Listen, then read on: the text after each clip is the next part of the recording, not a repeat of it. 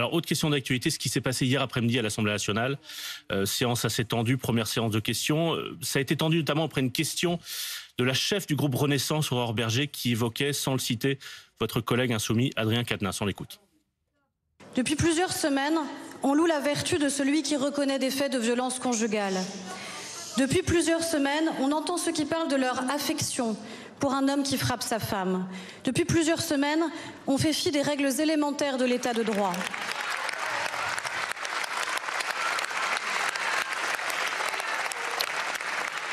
François Ruffin, est-ce que Adrien Quatennens peut rester député ? Il ne s'agit pas là de demander sa démission. Moi, dès le lendemain de son communiqué, j'ai dit que je souhaitais une mise en retrait, qu'elle me paraissait nécessaire, à la fois dans le mouvement et dans le groupe parlementaire, le temps que les esprits s'apaisent, qu'on voit quelle est la nature des faits, et ainsi de suite. Mais je veux quand même répondre à Madame Berger. Je veux dire, comme aurait dit le Christ, il faut quand même regarder la poutre qu'on a dans son œil plutôt que la paille dans l'œil du voisin. Quand on a sur les bancs de Renaissance, aux côtés de Madame Berger, Damien Abad, qui a été sorti du gouvernement. Oui, mais d'accord, mais il est là, il est à l'Assemblée. Et manifestement, sa démission n'est pas posée sur la table. 4 femmes l'accusent de viol. Il y en a 2 qui ont bu un verre avec lui, qui se sont retrouvés avec une substance chimique, et finalement derrière, nus dans une chambre d'hôtel, d'après leur dire. Et c'est sur une fait. Mais oui, mais quand on a comme ministre M. Darmanin, quand même, à un moment, des faveurs sexuelles... Qui a obtenu des non-lieux. Oui, il reste des faits.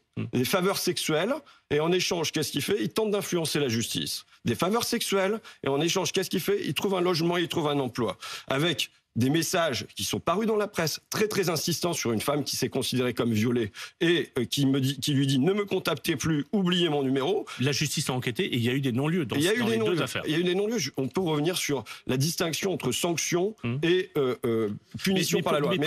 Non. Monsieur Darmanin, que dit la psychologue qui observe de sa victime ? Elle dit qu'on est dans une situation de soumission et d'emprise, en état de choc avec des troubles dissociatifs. Vous voulez dire qu'il y a une hypocrisie d'Aurore Bergé ? C'est pas une hypocrisie, c'est carrément 2 poids 2 mesures.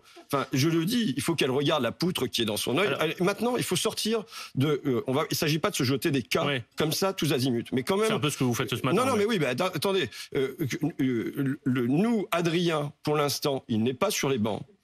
Et on a M. Darmanin qui est sans difficulté. Maintenant, il faut distinguer 2 choses. Il faut distinguer la loi, le tribunal.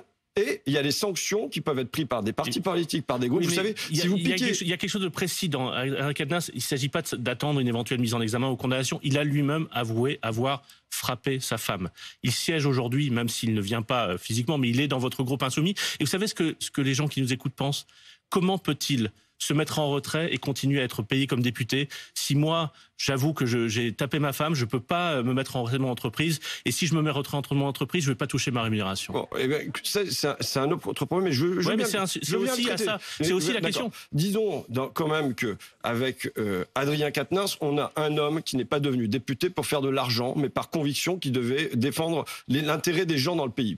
Ensuite, si on dit demain, il y a une part de sa rémunération qui décide de se garder le salaire moyen d'un Français et que au-dessus, c'est donné à des associations et ainsi de suite, ça peut être une mesure qui complète. Mais enfin, le cœur du sujet, pas celui-là. Le cœur du sujet aujourd'hui, ce que je veux poser, moi, je pense qu'il nous faut une charte nationale.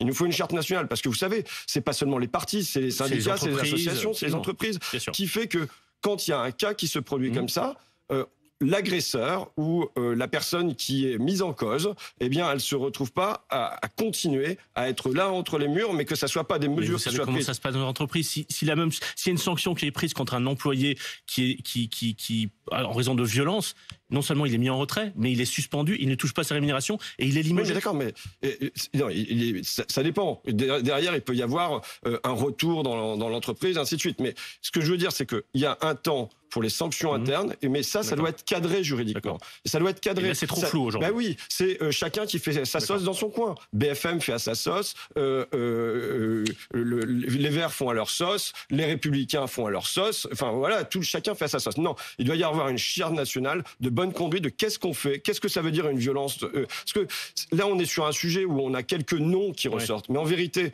c'est toutes les entreprises. On a un fait social qui émerge parce qu'il a été...